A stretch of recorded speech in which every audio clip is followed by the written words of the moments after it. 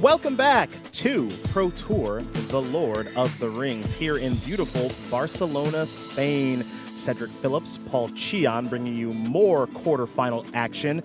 We had the opportunity to watch Christian Calcano defeat his childhood idol in Kai Bude, and we're going to watch more magic as we, Paul, are going to crown ourselves a Pro Tour champion on Sunday. It's my favorite part of competitive magic. Oh, absolutely. Just the stakes are so high.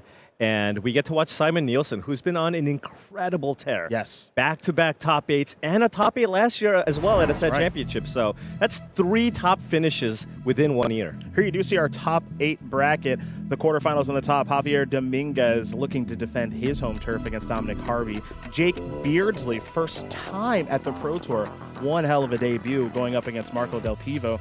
Here you do see the calculator. Christian Calcano has toppled the German juggernaut. And now the match that we turn our attention to, Simon Nielsen against Stefano Vinci.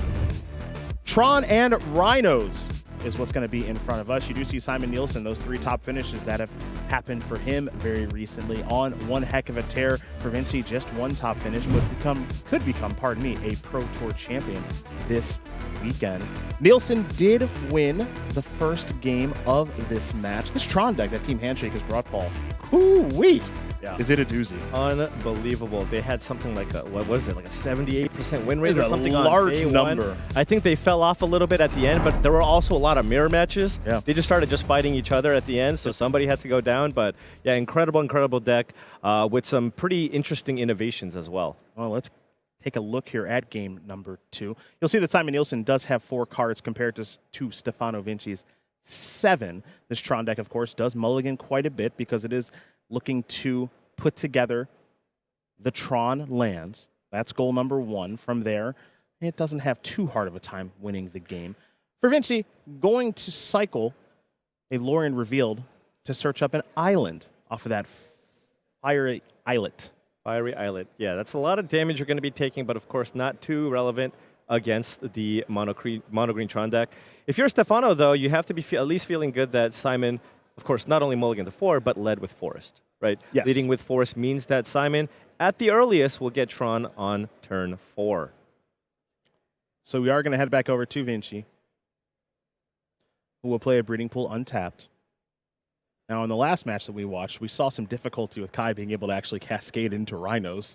That didn't really do its thing. And then while we didn't see game number 1 here for Stefano, we do see a Crashing Footfalls go on suspend. These Temur Rhino players that made the top 8, they're having a tough time so far. Yeah, well, this is kind of the small difference. You get to play a lot of interaction and counter magic, but when you're comparing this deck to something like Living End, which has the same number of cascade spells, but it cycles a lot more. It draws a lot more cards. This deck, not so much. That's true. That is very true. Another Ancient Stirrings there from Nielsen before passing the turn back over to Vinci, who will lead things off with an island for his turn. And oh, do my eyes deceive me? Are we going to see Cascade into Crashing Footfalls into Rhinos actually on the battlefield on turn 3? And look at this. I believe this is a main phase. Is this a main phase Crashing Footfalls? This does not want to get Warping Whale. Right. And remember, Simon's only plays 1.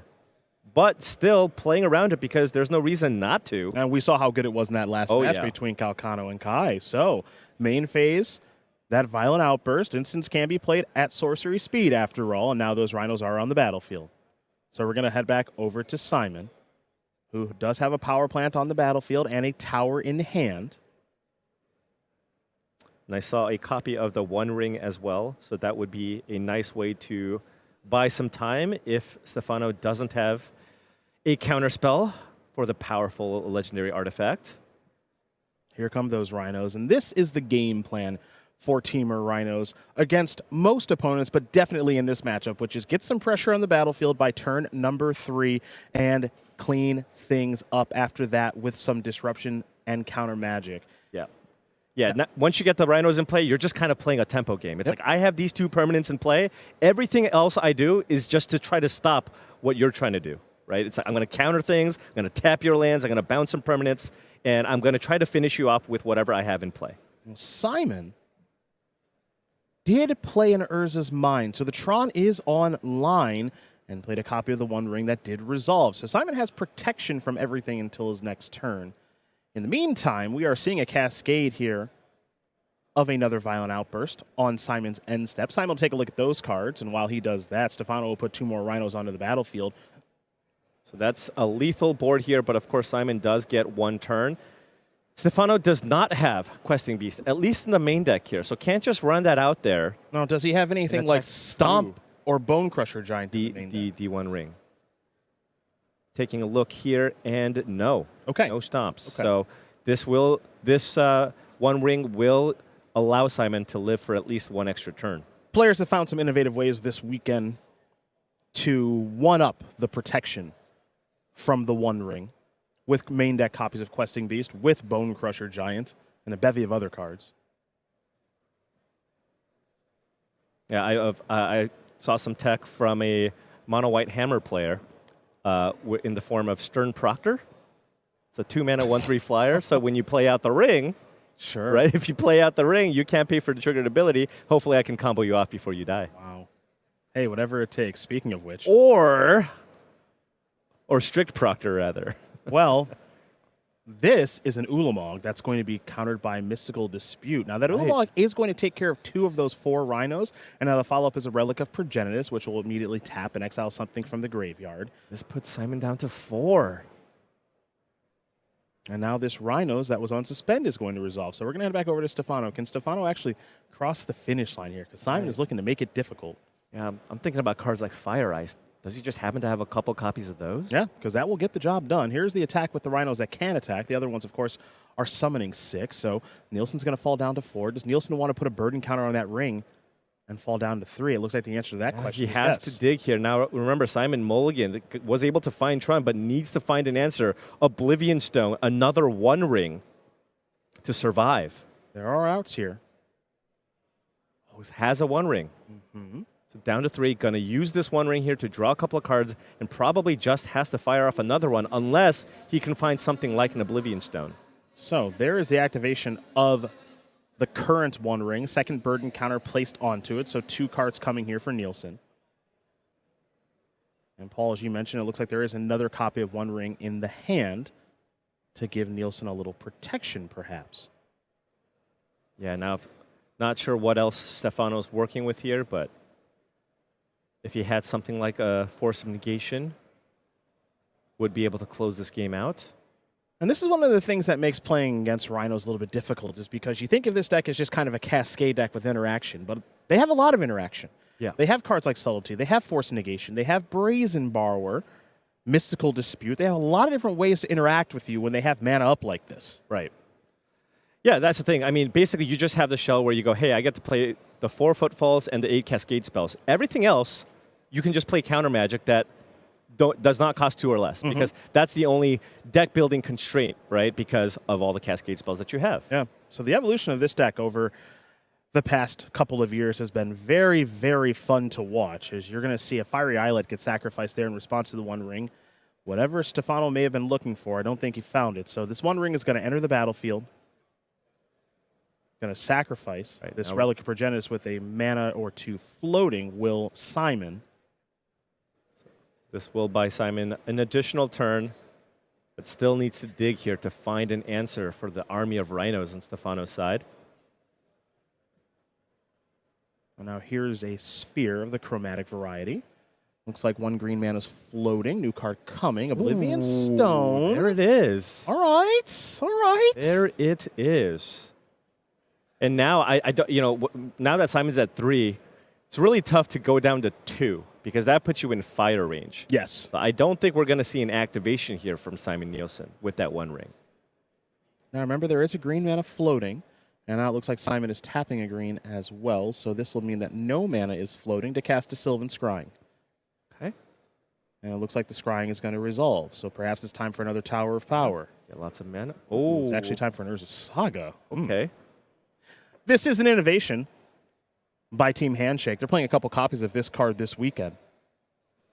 And there was at one point in the very recent memory of Modern that Urza Saga was arguably the best card in the format. Yeah. And we really haven't seen much of it this weekend. And I think Team Handshake was thinking similar thing. It's like, hey, this is one of the best lands, right? Why don't we play it? Yeah, we can even search for it. We can search for it. So in the late game, when we already have 1 million mana, all of a sudden, all of our search effects can at least get us a relevant card. Yeah. Right?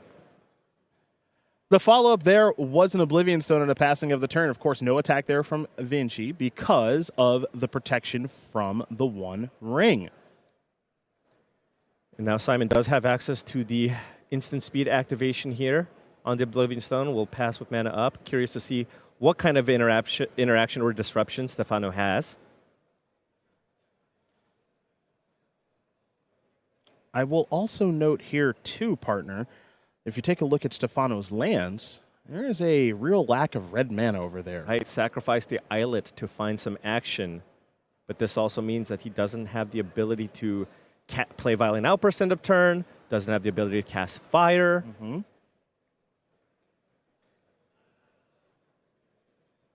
Now, among the cards in hand here for Nielsen is Karn the Great Creator. And you see him already reaching for some mana perhaps to cast this Karn, and he will. So the very powerful 4-mana Planeswalker is going to resolve. It'll fall down to 3 loyalty, which means that Simon's going to go and find an artifact from outside the game. Yeah, you can either go for an Explosives or a Chalice here, both fine options, because those are cheap things you can play while also giving you the ability to still activate the Oblivion Stone. Mm-hmm. It looks like, oh. Ensnaring Bridge. Yeah, I mean, Simon is at 3 cards in hand, and also still has the mana to crack the O-Stone. Huh. There's a land for turn, Okay. and Simon will pass the turn back, bringing himself down to even fewer cards in hand. And those cards in hand are Warping Wail and Dismember. Probably not going to be seeing Dismember get cast anytime this game. I think I agree with you on that one. Yeah, that one's going to be sitting there for a while. Now remember, this is a game in which I believe, if memory serves, Simon mulliganed to 4. Right. Yeah. One Ring does a lot of work. Boy, does it. Now this is a Fury that's looking to finish off the Karn. But Karn's already done its damage. Yeah, absolutely. And just trying to think of the number of answers that Stefano could find for an Ensnaring Bridge here. We're looking at Otawara, Boseiju, and a single copy of Brazen Borrower. Okay. So Stefano does have outs here. Yep. On the end step, we'll catch you up real quick. There was a Urza Saga activation to generate that construct, and then a Oblivion Stone Fate counter placed on that construct, hence the die above it. Now, we're in the main phase, and Urza Saga will get that 3rd counter for Chapter 3. Before it goes away, it'll bring another construct to play. Right, and get a map, and then you can just get a Saga and play it again, and all of a sudden you're just going to have an army of, 10 constructs, potentially? Now, they're going to be huge. They will be huge. They won't have the opportunity to attack just yet. Right. But you can get pretty long funky. game. Yeah, the long game. The longest of I know what you're thinking of here. You can little fake counter here, little fake counter there. I'll blow up my own Hey, bridge. look, Oblivion Stone has other lines of text here, and of course, like you mentioned, put fate counters on all your other permanents and destroy the rest of the world. I gotta tell you, Oblivion Stone has been around for a real long time. Oh yeah, and that's Mirrodin right there. Yeah, and I would have thought at some point, maybe I don't want to say a better one would have came along, but maybe just a different one. This thing's just still doing its thing for, we're going on 20-ish years. We've had different iterations of it, but nothing quite on the same level. No, right? No, it's just still here and cooking, and it's awesome. It's a really good card. I'm having difficulty figuring out what Stefano can do to get himself out of this situation. I'm thinking, especially because you have the O-Stone plus the bridge, I'm thinking burn spells. I'm thinking there are 4 copies of Fire Ice in Vinci's deck. Okay. Simon Nielsen's at 3, right? That's the out. If the games go a little bit long, like you said, if Simon's on the go very long plan with this Oblivion Stone, and if Vinci's going to be drawing some cards here with the Lorien Reveal, or perhaps, or will he? Or will right, he? Warping Wail. That's right. Warping Wail. Never mind. So Saga's going to go up to 2. I thought he was going to be drawing some cards as well. But, Right. This Warping Whale, we saw it from Calcano in the last match. We see it here from Simon. They don't play a ton of them, do these Tron decks, but have been good every single time. I mean, it's a very narrow card. It's pretty unassuming, but for this specific matchup, it's very, very powerful. So Nielsen's going to tap 4 mana. Now going to play another copy of the One Ring. Oh, I'm sure he has a reason for that. Perhaps has maybe too many cards in hand. Oh, okay. That would make the most bridge. sense. The protection he doesn't really need. Yeah. Clearly not drawing any cards with the one that he has on the battlefield. So just by deduction. All right. Now it's time to put some fate counters on things. We saw that Oblivion Stone get tapped. Curious what has fate counters on them. So the fate counters are on the constructs because they have the die in front. Got it. So that's where your fate counters currently live. So you need to put one more on the bridge to protect everything. Well, what I believe Simon's plan. Oh, excuse me, never. You don't want to do it on the the only bridge. thing you don't want to put it on. Yeah, no, absolutely. You are absolutely right. Yeah. But again, given where this game is going, he's in no rush to do much of anything, would be my best guess. Or is he? But I could be wrong about that. So here's an Oblivion Stone activation. This is going to be blow up everything with the 3rd Saga counter on. This is an attack for 18 here, Cedric. Yep. So now an artifact. You make a construct, you get an artifact, and say, okay, can I win the game right now? Because 1, 2, 3, 4, 5, it looks like 6 artifacts on the battlefield. I know that Relic of Progenitus may look like it's on the battlefield. Don't believe that it is, just so that you know at home. I think that's an exile stack. Let's add another artifact here 21. with an expedition map. Attack for 21 here. How many more artifacts do you have, Simon? And you can see Vinci's hand. We actually have a really good look at it. 2 Force Negations and 1 Brazen Borrower. Now, Force Negation, exiling Force Negation is going to take care of that expedition map.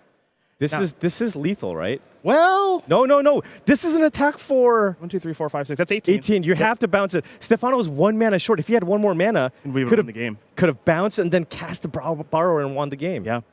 And Stefano is coming up a little bit short here because that was just a little short. And also because that was lethal attack. Stefano couldn't just play Brazen Borrow and attack. Right. And that is going to do it on a mulligan 2-4. Simon Nielsen is going to win game number 2 here against Stefano Vinci. Mono Green Tron has got the stranglehold on Temur Rhinos early this morning. Yeah, and you saw that innovation, right? That little tiny twist. Urza Saga edition. Nobody else is playing Urza Saga in their Tron decks except for Team Handshake, and it won Simon the game. Opening hands this time around, it looks like 6 cards here for both players. Vinci's going to start things off with the Wooded Foothills before passing the turn back. Nielsen, a little bit more powerful of a start with an Urza's Tower and an Expedition map. But I think after sideboard, you have to think the Temur Rhinos decks gets a few more toys to play with, right? Tron is a bit more linear, doesn't have as many ways to kind of interact. And so when you're looking at Vinci, you look at the sideboard and you go, hey, what are the types of things that I want? And he does have the Questing Beast in the sideboard. So Simon relied heavily on the One Ring to protect him in those crucial turns. Now, can't necessarily do that. You saw Wooded Foothills find a catcher a Triome. This Misty Rainforest is going to be searching as well. So Stefano's going to fall down, it looks like, to 16. That means a Shockland is on the way. Just trying to figure out exactly which one he'd like to find. And it's going to be a Breeding Pool that enters the battlefield untapped. I will say the spiciest card that Stefano has in the sideboard that I'm pretty excited to potentially see, Commandeer. 2 copies of Commandeer out of the board. Oh, nice card there, friend. Been a minute since I'm going to just take that one real quick. Been a minute since I've seen that one. Yeah. That'll be a nice. That'll take care of the Urza's Tower on the upkeep. So Vinci will draw a card. And now we'll see another Expedition map here from Nielsen via an Urza's Power Plant. So 1 Tron piece away is Simon. Fiery Islet's going to deal a damage. And this is not a Blood Moon. It is the pressure that this Rhinos deck can apply. All right. I mean, that's 10 power right there. Will it be enough? It's 10 power on the play. Simon will have Tron on turn 3, but only access to 2 mana when he finds the Tron piece because of the ice. So there is Expedition map being sacrificed. Urza's Mine is the weapon of choice, and that'll be the land drop for the turn. Ability to also sacrifice that other expedition map with the mine over the next turn cycle. So we head back over to Vinci, who's got 10 power on the battlefield. Can cut Simon Nielsen's life total in half, Paul. Yeah, so you know, when you're on Stefano's side, you got to be thinking, all right, do you have some mana disruption? Do you have counter magic? How are you going to try to stop Simon's best play next turn? Yep. And you can get a decent look there at Vinci's hand. You'll see a Crashing Footfalls, a Fire Ice, and 2 copies of Subtlety, it looks like.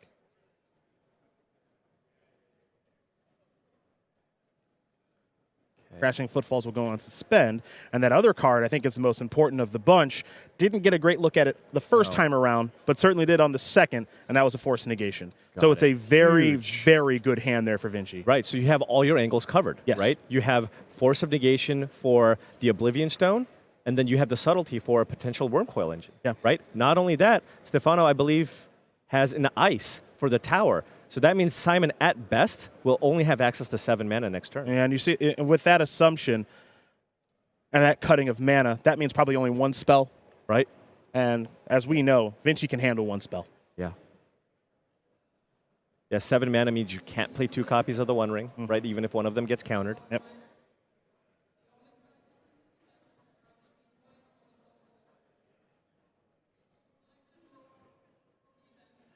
So the Tower of Power will be found via that Expedition map on Vinci's instep. Now we will see if Vinci does cast Ice or not. I think that's a very crucial part to this turn. If he has a blue card to pitch, then I imagine with the multiple copies of Subtlety, yeah, you fire off the Ice here because you have a lethal attack next turn. So there is the Ice on the upkeep. That Urza's Tower is tapped down, as Paul, you did mention. With finding that tower, that means that Simon will have access to, at best, 7 mana this turn. This is a Subtlety that is going to take care of that Karn and this game. Stefano Vinci is going to get on the board here in this quarterfinal as Temur Rhinos looking to catch up a little bit here against Mono Green Tron. We turn our attention to Game 4 now. Nielsen with 6 cards, Vinci with 7. And Nielsen will kick things off with an Urza's Power Plant and an Expedition map. Yeah, and that's exactly the way that you want to see that's exactly what you want when you're on the Rhino side. We have seen these Rhinos that kind of stumble in a lot of these matchups we've seen so far against Tron, but that's kind of the blueprint. Turn 3, put pressure, play some free spells, get just enough disruption through so you can get in for those 20 points of damage. And Urza's Mine is land drop number 2 here for Simon Nielsen. If I were a betting man, which I'm certainly not. No, never. That third land, probably going to be in Urza's Tower. Yeah, that's yeah, that's a good guess. Yeah. It's a lot of mana. It's loads. Catch your Triumph into a Steam Vents here for Vinci. That's going to bring him down to 17. Be a good time for an Ice if he's got one. In the meantime, we're going to see Simon sacrifice that Expedition map. There is the Tower of Power. Yeah. So even with the Ice, Simon will have access to 5 mana. Would be able to... Well. Not. The plot thickens. It'll be a Beseiju Who Endures that gets channeled. So that's very timely there, one for Vinci. Big. These Temur Rhino decks, they don't play a ton of those, but they do effectively get to play one, I'll say, for free. Yeah. Yeah, one for free. Some decks play an extra in the sideboard just because of how powerful the card is. Stefano only on the 1. The aforementioned Urza's Tower is Nielsen's land for the turn. We're going to head back over to Vinci. It'd be a great time to have some Rhinos. Yeah, and I imagine Stefano might, given what he's looking to this turn, probably just run out a Cascade spell. Oh, yeah. But Simon, I think, has a Warping Whale. Well, that might be the story of this Sunday. Yeah. It's just how good Warping Whale has looked and may continue to look if he has one here. It's going to be great here. Or he can just go Blood Moon. But yeah, here we go. Game 3. There is a Charlotte's Agent, and there is the Warping Whale. Oh, it's been so good.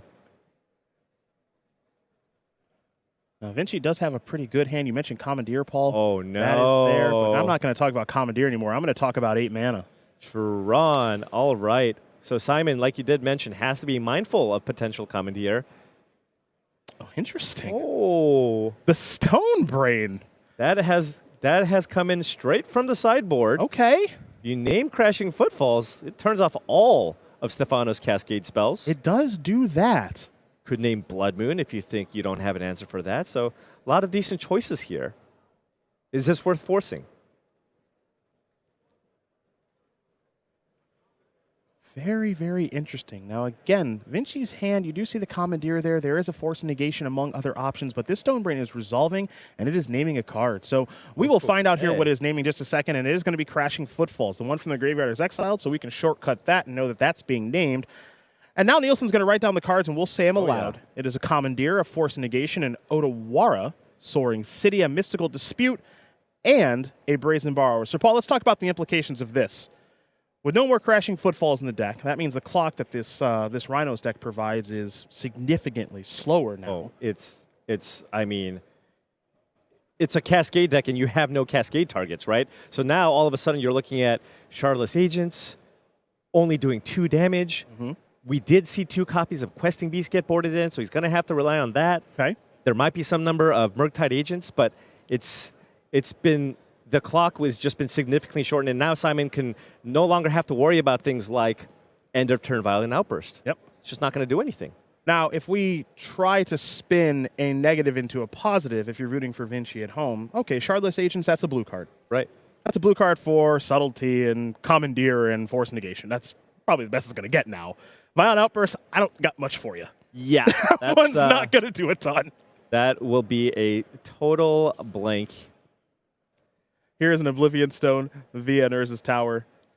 So that's Stone Brain. That's one of the fun things about this Tron deck and Karn the Great Creator in general is you can bring in those pieces and maybe catch an opponent off guard. Right, and it's one of those things where you when you're sideboarding, you have to think it's like, okay, this card's probably good, but when I play this matchup 100 times, how often am I actually searching for the Stone Brain? Yeah. And if the answer is 5%, then maybe it's just correct to just bring it in out of the board. Yeah, and it can maybe win a game all by itself, which is what it may have just done here.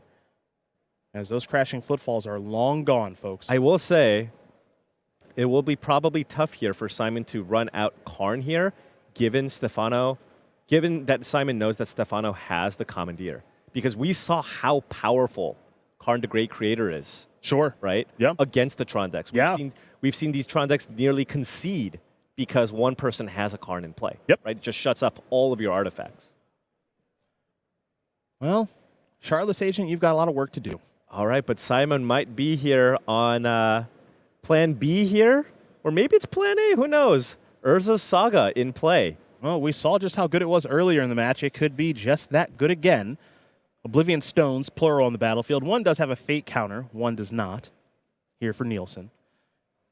So it looks like Simon is going to play a Chromatic Sphere with a mana floating. We'll transition that colorless mana into green mana and has picked up a copy of Sylvan Scrying off the draw. Yeah, and Sylvan Scrying might just go ahead and get another copy of Urza Saga if he wants. And there is the Scrying.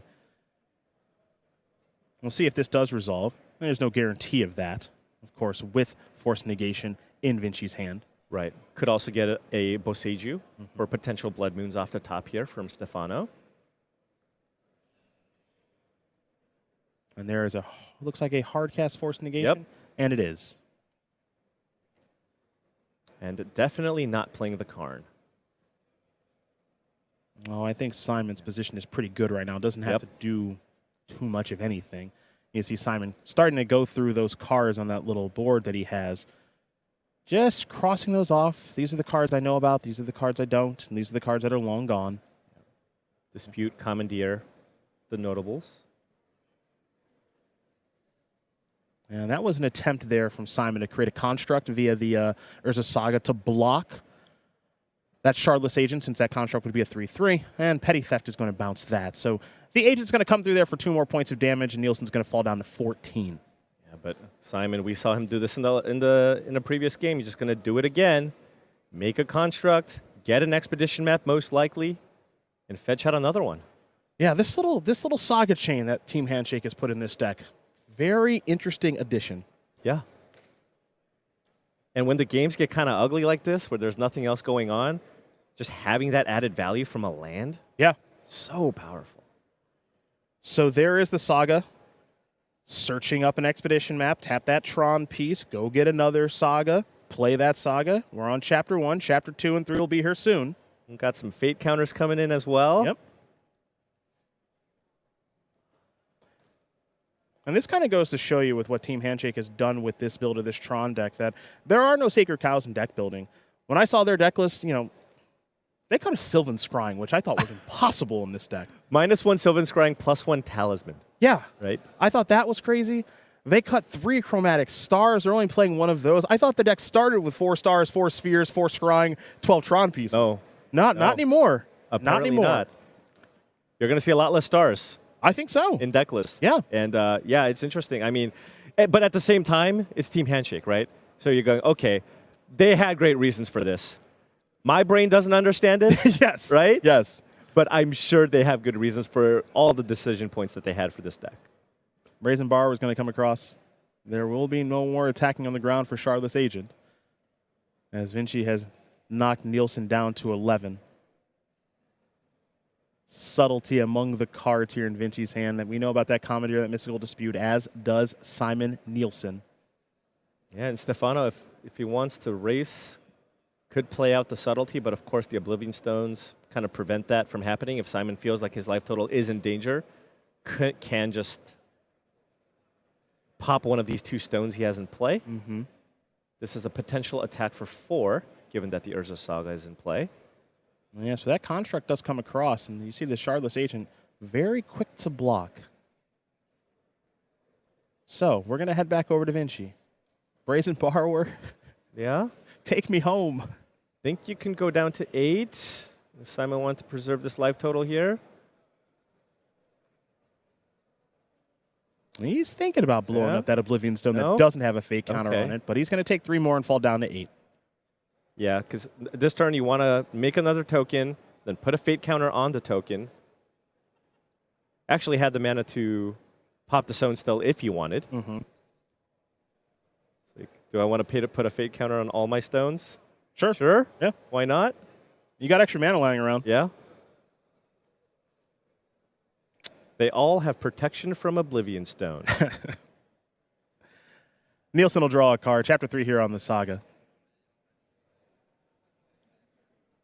It looks like Simon will activate to make another construct here. This is how he won. This is how he won game number 2 on that mull to 4. I mean, just from the lands here, we're looking at an army of 6/6 tokens in play right now. Oh yeah, it adds up quick. It adds up real quick. It's incredible. There's the Chromatic Star. The one of. Singular. The one of, yeah. For Team Handshake. Yeah, and the one copy there, a nod to the Rakdos Evoke deck that we will see in the next round. Yeah. When Corey and Riley join us, as Chromatic Star does not have a good interaction with Dothy Voidwalker. So that's probably the reason why they cut down on that one. You see an ice on that construct token. That's going to slow that down a little bit. As Fiery Islet will now be sacrificed, and Vinci will draw a card. And for Simon here, I mean, in a great position here to win the race here, right? You're looking at 3 lethal attackers next turn, right? Has the mana to put a fate counter here on the construct and then still blow up the stone. Might choose to do that here, going down to 5. Okay, no, never mind, going down to 5. Yeah, again, like, if you got triple fire, you got triple fire. You've already used a fire ice. Yeah. So, extremely unlikely. Yeah, again, just using life total as a resource here is Simon and doing a beautiful job of it. And remember that Simon does know a couple of the cards in Vinci's hand as well. Right. From the earlier activation of the Stone Break. Now, if you're on Vinci's side, though, what can you even have? Like, you have to deal with all of these permanents. Each individual construct here is a 6/6. Yeah, as things currently stand, each of these constructs are lethal on their own.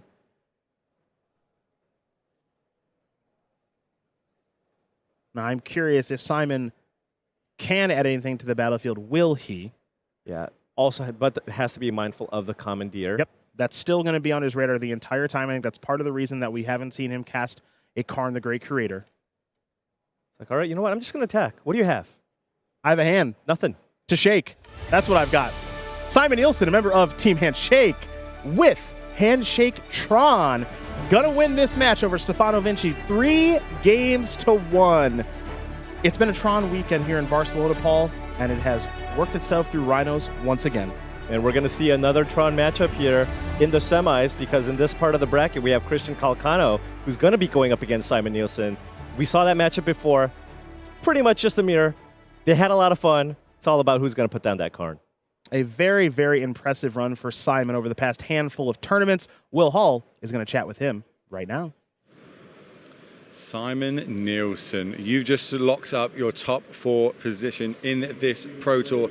I want to talk about the sideboarding. Yeah. I saw you bringing in Stoneball, Brains, taking out Chalices. Talk to me about why you're doing that on the play and on the draw. Yeah, so in the Rhinos matchup, I actually went against my team's plan. But we're talking about bringing Stonebrain to take the Rhinos, but on the draw, that's just not fast enough, because they will over cast the first make the first Rhinos. So on the draw instead, I actually bring in the Chalice of the Void so that I can play it in time. But on the play, it is fast enough to have the Stonebrain, especially if you have natural Tron. So that's why. Still think it's a bit iffy, because they can do stuff like ice down the Stonebrain if you play it turn 2, and then cast Cascade. And sometimes they can beat you with their subtleties and questing beast and such. So I was actually feeling pretty worried there in that game. But what really mattered is that I knew he had Commandeer in hand after using Stonebrain, so I could just never cast my Karn, and that was really important. Yeah, you got to play around it. So you're telling me a second ago, you weren't even prepared for this matchup. Tell everybody at home why you're not prepared for this matchup. Yeah, I'm kind of tired. I stayed up late last night playtesting Javier's quarterfinal matchup, because on the team Handshake, I'm the only Amulet player. So I just had to do it, right? Team player through and through. Thank you very much, Simon. Well, for not being prepared for the matchup, Paul, I think he did just fine. Congratulations to Simon Nielsen on a huge quarterfinal victory. We'll see more of him and more of the quarterfinals here from Barcelona right after this short break.